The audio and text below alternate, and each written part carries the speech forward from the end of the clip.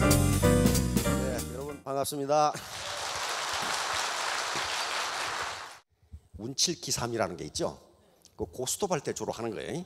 운이 70%고 기교는 30%밖에 안 된다. 그러니까 여기 오신 분들은 애텀이라는 정보를 들었으니까 운7에 해당하는 겁니다. 지금 이제 기3만 가지고 계시면 돼요. 가나는 나라님도 구제를 못한다고 그랬는데 그럼 누가 구제해야 돼? 자기가 구제해야 돼. 자기밖에 없어요. 나는 그럴 능력이 없을 것 같은데 에이, 그렇지가 않아요. 그렇지가 않습니다. 다윗과 골리앗이 싸워서 누가 이겼어요? 다윗이 이겼잖아요. 골리앗은 브레셋의 아주 거인입니다. 거인. 중무장을 하고 있는 말이지. 갑옷을 입고 칼을 들고 투구를 쓰고 칼도 여러 개 들고. 근데 다윗은 어린애에다가 양치기에다가 꼬마예요. 근데 누가 이겼어요? 다윗이 이겼어요. 왜 다윗이 이겼냐 하면은 골리앗이 원하는 방법으로 싸우지 않았기 때문이에요.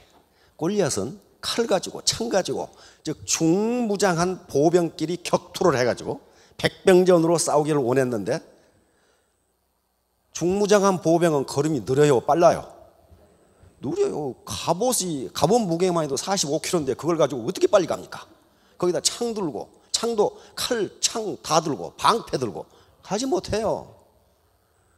골리앗이 원하지 않는 방법, 기상천외의 방법으로 돌멩이로 머리를 맞춰서 죽었습니다. 오늘날 과학자들은 지금도 이스라엘 과학자들이 실험을 하고 있더라고요. 그렇게 했을 때 돌멩이의 속도, 그렇게 했을 때 머리에 맞으면 어떻게 되는가? 머리에 맞으면 머리를 뚫고 나간답니다. 그 속도로 던져버리면. 그런데 지금도 그럴 능력을 가진 사람이 많대요. 몇 병이 밖에 있는 동전도 맞춘다고 그러니까 그런 거인들이 원하지 않는 방법, 전혀 기상천외한 방법으로 하면 자신의 리더가 될 수 있어요. 애터미가 네트워크 마케팅이, 사회에서 지탄을 받는 네트워크 마케팅이 어떻게 1억 이상의 연봉자가 150명이 나올 수 있을까? 그것은 거인들이, 거대한 자본을 가진 거인들이 생각지 못하는 방법으로 했기 때문이에요. 근데 그걸 뭐 기상천외한 방법이냐? 그게 아니고 좋은 제품을 싸게 판다. 그거 하나밖에 없어. 근데 그게 말은 쉬운데 그렇게 쉽지가 않아요. 저 멀리 있는 거인을 돌멩이로 정수리를 맞춰 죽인다. 말은 무지하게 쉽죠. 그러려면 어떻게 해야 돼? 돌팔매질을 계속 연습해야 돼. 계속 연습하지 않으면 그렇게 될 수가 없어요. 그래서 자신의 리더가 되는 것이 곧 뭐냐면은 자신이 자본을 갖는 길밖에는 없어요. 인간 자체가 자본이거든요. 이게 인적 자본을 제가 하려고 하는 인적 자본인데, 그런 빌딩이라든가 또는 은행의 현금이라든가 주식이라든가 또는 땅이라든가 하는 것은 물적 자본 또는 경제 자본이라고 그럽니다. 그 경제 자본을 현대 이 지식정보화 사회에서 경제 자본을 물려받아도 인적 자본이 충분하지 않으면 그걸 지키지 못해요. 그래서 우리 속담에 부자 3대 못 간다는 게 그 말이고, 그것을 지킬 수 있고 또는 돈을 벌 수 있는 자본은 누구에게 있냐면 나에게 있어요. 나에게. 그것을 인적 자본이라고 합니다. 휴먼 캐피탈이라고 해요. 그래서 현대 경영학자들이 가장 중요하게 생각하는 게 인적 자본이에요. 다른 물적 자본은 가질 수가 있다. 그러나 그 물적 자본보다 더 중요한 게 인적 자본인데, 인적 자본은 어느 날 갑자기 돈 주고 사는 게 아닙니다. 그것을 어큐뮬레이션, 축적되어 간다고 이야기합니다. 지금 여기서 우리 이 사장님들이 강의를 듣고 계시는 동안은 인적 자본을 축적하는 시간이에요. 그런데 인적 자본이 충분하지 못하면 생산성이 나오지를 않아요. 나오지를 않는다고요. 자, 그래서 그 인적 자본은 굉장히 중요하기 때문에 우선 현대를 우리가 이성의 시대이기도 하지만은 감성의 시대라고 합니다. 감성이 풍부해야 돼요. 다른 사람하고 이 대화할 때. 그래서 많은 학자들이 IQ보다는 EQ가 사회적 성공, 사회적 성취에 더 크게 기여한다는 게, EQ라는 건 감성 지수거든요. 상대방의 마음을 이해하고 내 마음을 전달하고 내 한계를 알고 상대방을 배려하고 하는 게 감성이거든요.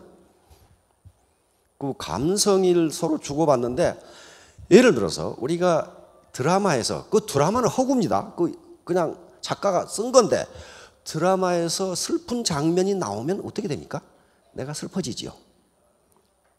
그래서 감정이입이라고 그래. 상대방의 감정이 나한테 들어와. 그리고 내 감정을 상대방에게 전달할 수 있어야 돼. 내가 당신을 내 돈벌이에 이용하려고 하는 것이 아니라 동반성장하자, 같이 성장하자. 요 마음이 전달되면 따로 하게 돼 있어요. 그렇죠? 그러니까 감정을 서로 주고받는 능력, 이게 이제 감성지수인데, 이것은 사람과 사람하고뿐만 아니라 자연과 사람 간에도 그렇게 감정을 주고받습니다. 이게 풍부한 사람이 성공한다. 어떤 사나이가 별로 유명하지도 않은 시시한 영화를 날마다 보러 다녀. 날마다 그것도. 그 이유는 그 시시한 영화에서 어떤 아리따운 아가씨가 방에서 옷을 벗는 장면이 나오는데 마지막 속옷을 벗으려고 하는 찰나에 기차가 지나가 버려 이렇게. 그래서 친구가 물었어요. 야, 이 사람 막 그렇게 시시한 영화를 왜 날마다 보러 다니나 그랬더니 혹시 아나 기차가 연차 갈지. 이런 사나이도 성공할 수 있습니다. 왜냐하면 발상이 아주 기가 막히잖아요. 발상이 고정관념을 벗어난 발상을 하고 있으니까 마치 다윗이 골리앗을 돌멩이 하나로 죽이듯이 가능합니다. 왜냐하면 위에 스폰서가 있거든요. 시스템이 있으니까. 자, 인적 자본은 어큐뮬레이션, 축적되는 겁니다. 어느 날 갑자기 되는 게 아니에요. 돈 주고 사는 게 아닙니다. 계속 살아가면서 축적하는 과정이. 그래서 사실은 애터미 사업은 인적 자본이 그 결과를 가져요. 시스템 똑같아요. 그 다음에 제품 똑같아요. 그런데 어떤 사람은 라인이 계속 크고 어떤 사람은 잘 안 크는가. 그것은 개인이 가지고 있는 인적 자본의 차이입니다. 그러면 생산이라고 하는데 우리가 돈을 버는 건 전부 생산활동의 결과예요. 우리가 경제학에서, 자본주의 경제학에서 생산은 뭘 생산이라고 그러냐 하면은 인간의 효용을 증대시키는 모든 행위, 이걸 생산이라고 그래요. 물적 눈에 보이는 것만 생산이 아니고 눈에 보이지 않는 것도 우리의 효용, 유틸리티, 우리의 만족을 증대시키는 행위라면은 그것을 생산 활동으로 보고 그것을 국민소득 추계에 포함시킵니다. 이와 같이 인간의 만족을 증진시키는 모든 활동을 생산이라고 그래. 그러면 게임 소프트웨어를 만드는 사람은 생산 활동이에요? 아니에요? 생산 활동이에요. 누군가 소프트웨어를 즐기잖아요. 그 즐기는 사람이 산단 말이에요. 그러면 그건 생산이에요. 스포츠도 마찬가지고 영화도 마찬가지고 전부 생산 활동이에요. 그래서 바로 사회주의 경제가 붕괴된 큰 요인 중에 하나는 서비스의 생산을 생산으로 보지 않았기 때문이에요. 그래서 점점 이제 생산이 서비스, 눈에 보이지 않는 생산이 중요하게 돼갑니다. 생산 활동은 통상 세 가지로 분류하는데요. 전통적인 분류 방법입니다. 첫째는 자연으로부터 뭔가를 채취하는 행위, 이걸 생산이라고 해요. 자연으로부터 자연에 있는 것 상태를 인력을 가해서 채취하는 행위를 생산입니다. 예를 들어서 나무를 벤다든가 광석을 캔다든가 석탄을 캔다든가 농부가 채소를 갖고 와서 수확한다든가 전부 생산입니다. 둘째는 요 자연이나 또는 다른 공정에서 만들어낸 제품을 가공하거나 변형하거나 그렇게 해서 다른 새로운 제품을 만드는 행위도 생산입니다. 여기 가방이 있는데 이 가방은 석유화학 제품이에요. 그렇죠? 석유화학 제품이라고요. 그래서 석유화학 제품에서 나온 어떤 원료를 가공해서 가방을 만들었고, 그럼 가방을 만드는 공장도 생산 활동을 하는 거예요. 그렇죠? 세 번째 생산이 중요한데요. 서비스를 창출하는 행위. 이것은 보건, 의료, 법률, 금융, 우리가 하는 스포츠, 레저, 오락, 취미 전부 다 서비스에 해당하는데 여기 유통이 물려 들어가죠. 17세기에 영국의 의사이자 경제학자였던 윌리엄 패티라는 사람이 처음에 이걸 발견을 했어요. 어떻게 각 나라의 산업이 발전할수록 농업에서 제조업으로, 다시 말하면 1차 산업에서 2차 산업이 더 커지고 조금 더 발전하니까 2차 산업보다 3차 산업이 더 커진다 이렇게 해놨단 말이에요. 그런데 그 100년 뒤에 역시 영국의 경제학자 코린 클라크가 전 세계의 통계를 다 검토해 보니까 이게 정확하게 들어맞아. 경제가 발전한 나라일수록 서비스업의 비중이 점점 커져요. 그 다음에 이제 제조업, 그 다음에 1차 산업 이렇게 된단 말이에요. 자연으로부터 채취하는 농림어업, 수산업 이런 것들이 전부 다 1차 산업이거든요. 근데 왜 그렇게 되는가 하는 걸 봤더니 욕망 포화의 법칙이라는 게 있어요. 1차 산업은 주로 우리가 먹고 사는 문제하고 관련이 있어요. 농림수산업이니까. 그런데 하루에 밥 3끼 먹으면 그걸로 만족이 돼요. 물론 6끼 먹어야 할 사람도 있지만은 욕망 포화 법칙에 따라서 밥을 일정량 이상 먹으면은요, 욕망이 올라가는 것이 아니라 떨어져요, 효용이. 예를 들어서 이렇게 있다면 이게 밥의 양이라고 그러고 이게 만족, 효용이라고 그러면 배고플 때는 밥을 먹을수록 만족이 커지다가 일정량을 먹고 나면 떨어지고 더 먹으면 마이너스가 돼요. 한 그릇만 먹으면 될 걸 5그릇 먹으라고 봐요. 그건 고문이지 먹는 게 아니에요. 물도 마찬가지. 이와 같이 우리가 먹고 사는 문제는요, 일정 이상 만족이 되면 그 이상 찾지를 않아요. 그런데 그런 다음에는 뭘 찾아요? 이제 공산품을 찾아요.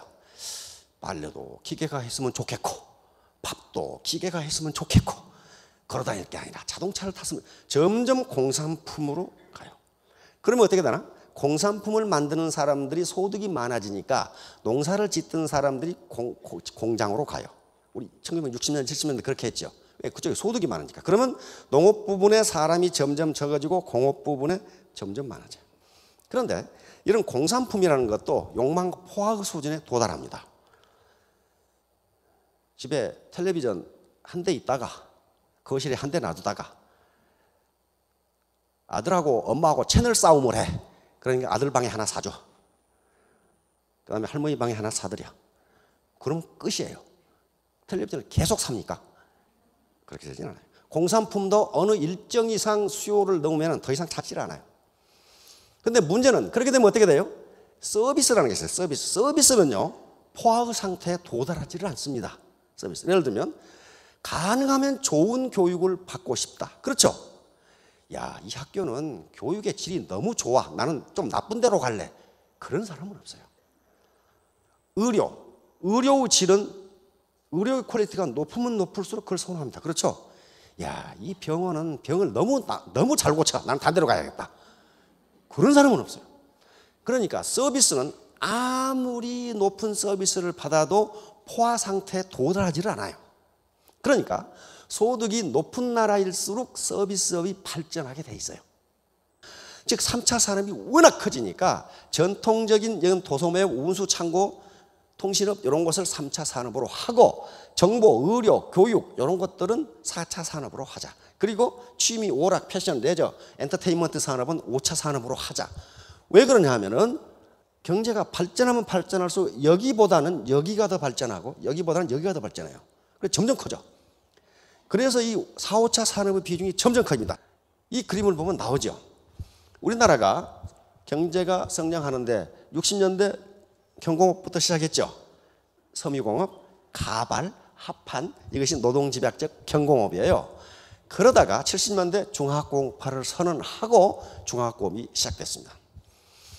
중화학공업만 이건 거대 장치 산업이니까 엄청난 자본이 들어가는 그런 자본. 그러다가 이제 조립 가공 산업이 발전합니다. 다시 말하면 컴퓨터라든가 전자기기라든가 자동차 이것은 여러 가지 부품을 결합하는 거란 말이에요.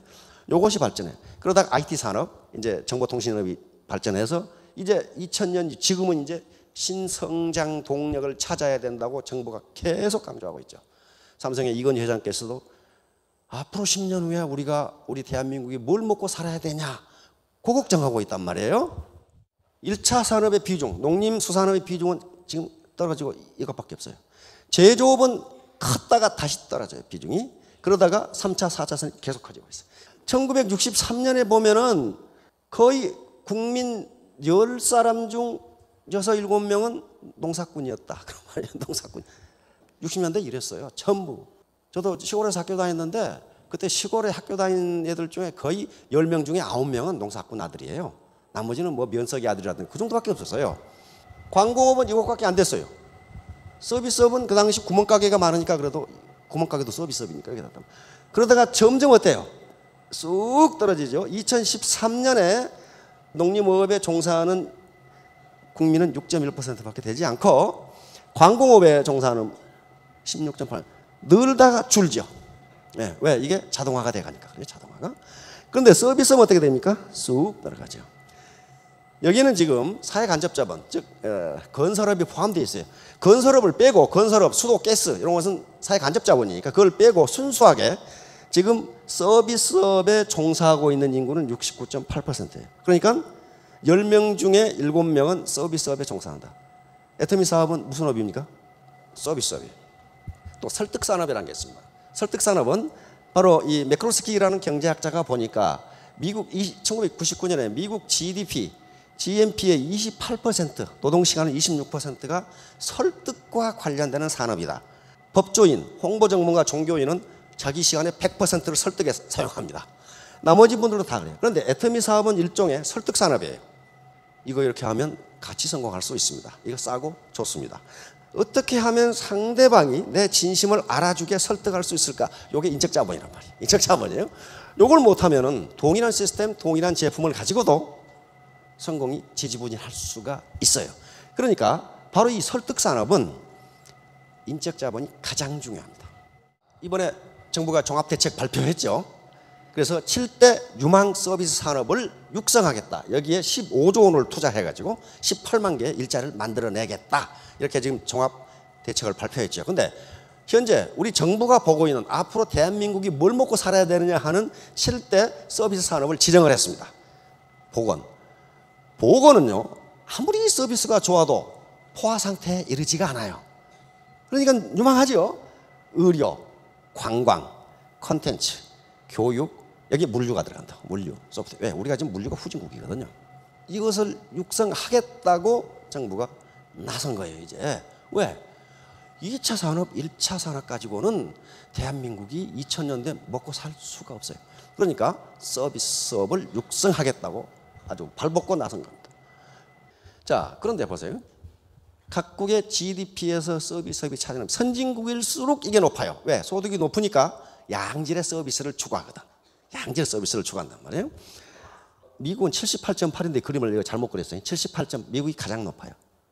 영국, 독일, 일본, 한국이 58.2%밖에 안 돼요. 아직은 안 돼요. 그러니까 어떻게 되는 거예요? 정부가 육성하겠다. 요것밖에는 정부가 지금 지향하고 있는, 현 정부가 지향하고 있는 70% 고용률을 달성하려면요, 서비스업을 육성하지 않고서는 그 불가능해요. 임파서블해요. 불가능하다고요. 거대 장치 산업은 여성들은 그 산업에 취직해서 일하기 힘들어요. 골리앗 크레인 가지고 100kg 올리는데 여자가 가서 어떻게 하겠어, 그걸? 안 된단 말이에요. 자, 그러니까 이 정도밖에 안 된다는 걸 뭘 의미하냐면 앞으로 발전 가능성이 많다예요. 그렇죠? 그리고 우리 희망이 있는 거예요. 근데 여기가 문제예요, 이제. 우리나라 서비스업의 큰 비중이 바로 음식, 숙박업, 부동산, 이것에 몰려 있어. 이것은 노동집약 산업이에요. 이거 기술집약 산업이 아닙니다. 지식집약 산업도 아니고. 그래서 이 분야의 소득이 굉장히 낮아요. 그러니까 선진국들은 이 정도밖에 안 돼요, 지금. 근데 이건 너무 높아. 통상 인구 200명당 식당이 하나면 충분하답니다. 200명당 식당이 하나가 있어야 그 식당이 먹고 살아. 우리는 80명당 하나 있어요, 식당이 지금. 그러니까 5년 이내에 망하는 확률이 60% 이상이에요. 왜? 너무 많아, 이게. 너무 많아. 우리 서비스 수지, 국제 수지에는 상품 수지, 즉 무역 수지, 물건 팔고 사고 하는 거. 그 다음에 서비스 수지가 있습니다. 서비스가 국제 간에 왔다 갔다 하는 거. 예를 들면 여행 관광업, 그 다음에 소프트웨어 또는 로얄티 주고받는 것, 미국에서 책 사오는 것. 난 우리나라 교수가 세계 베스트셀러를 써서 미국에서 많이 팔리는 소설을 들어본 적이 없어. 그러나 미국에서 우리나라의 거의 대부분 지식을 수입하고 있어요. 그렇죠? 대학 교재는 거의 대부분 미국 책이에요.